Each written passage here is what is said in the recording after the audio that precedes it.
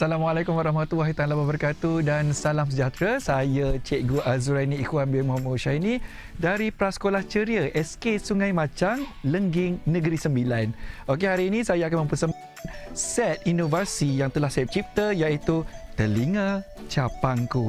Ia adalah daripada masalah yang telah kita lihat di dalam kelas iaitu tentang tunjang komunikasi iaitu bahasa Melayu. Di mana rata-rata murid saya lihat di sini ada yang perlu diberi bimbingan untuk membaca KV dan sehingga menyebut perkataan. Isu masalah yang telah kita kenal pasti berdasarkan analisis persekitaran dan TOS Matrix, di mana dengan kekuatan, kelemahan, peluang dan juga ancaman, strategi SO yang telah dikenal pasti iaitu memantapkan penguasaan membaca di kalangan murid prasekolah. Oleh itu, kita menggunakan alat rajah tulang ikan Ishikawa.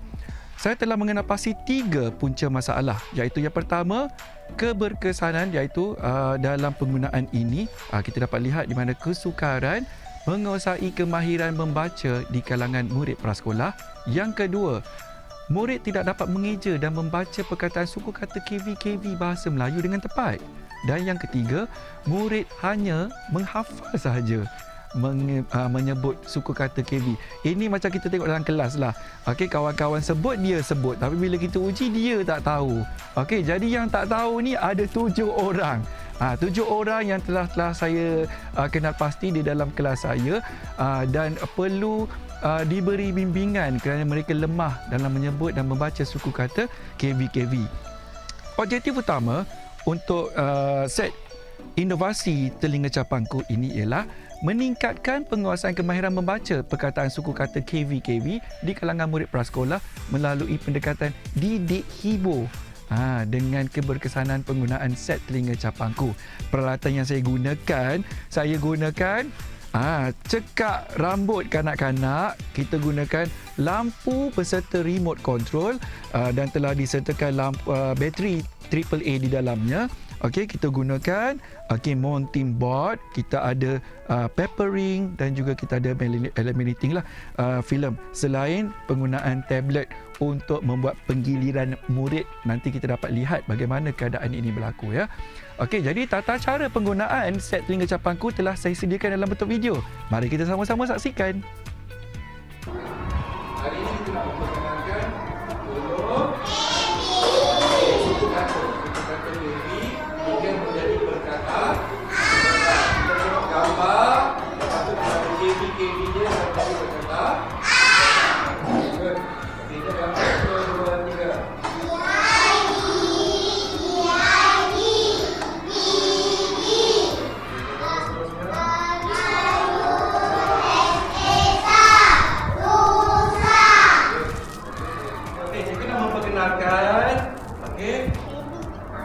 set Telinga Capangku untuk memudahkan kita membaca.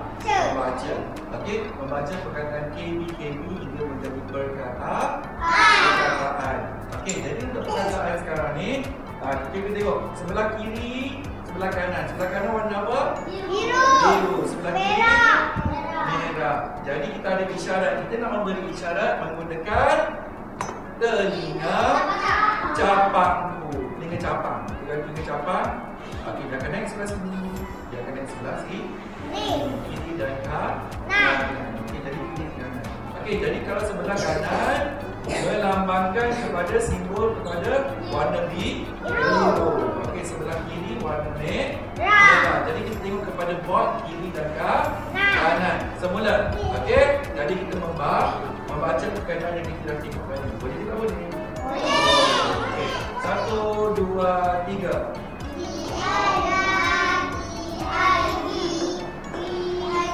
Belum, kita akan jawab perkataan lagi. Tengok je benda ni, tengok pada perkataan tu. Okey, kalau gigi. Okey, kita tengok perkataan yang kedua. Okey, cikgu nak test dulu kamu.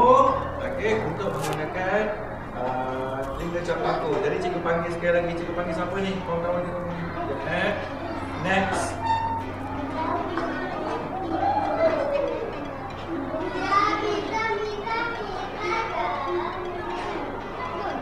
Daniel. Sini Daniel.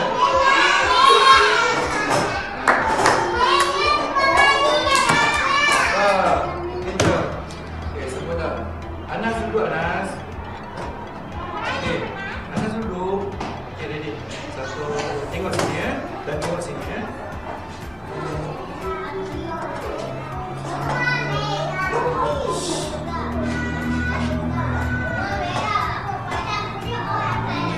Rusak. Okey. Betul ke tak betul? Okey, apa yang keluar sekarang ni? Hijau. Okey, kalau lampu hijau maknanya betul. Kalau ni lampu apa? Merah untuk apa? Sayang.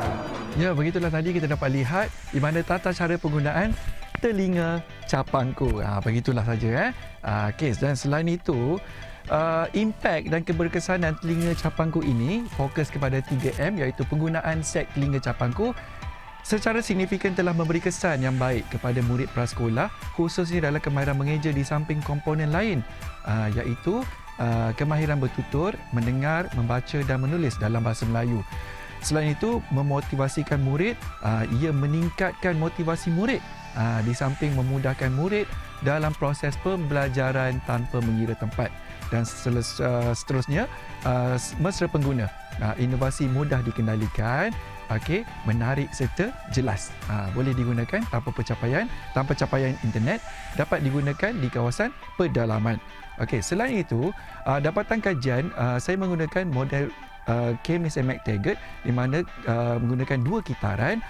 Kita dapat lihat di sini dua rajah, iaitu graf, perbezaan graf untuk skor responden pada ujian Paskah, di mana kita dapat lihat untuk yang kitaran pertama dan kitaran kedua, murid telah membaca dan dapat mengenal KV-KV dan membaca dengan lebih banyak perkataan, dan ia meningkat dari kitaran pertama hingga ke kitaran kedua, dan min kita dapat lihat 14.5 telah meningkat kepada 22.5.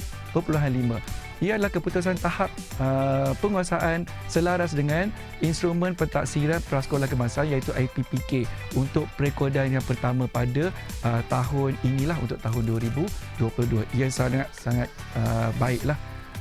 Dan potensi untuk disebar luas kepada pihak lain, di mana saya telah berkolaborasi bersama dengan guru pemulihan dan juga guru bahasa Melayu untuk tahun 1 di SK Sungai Machang, di mana kita dapat lihat keberkesanan penggunaan set telinga capangku ini dapat digunakan untuk murid pemulihan tahun 1.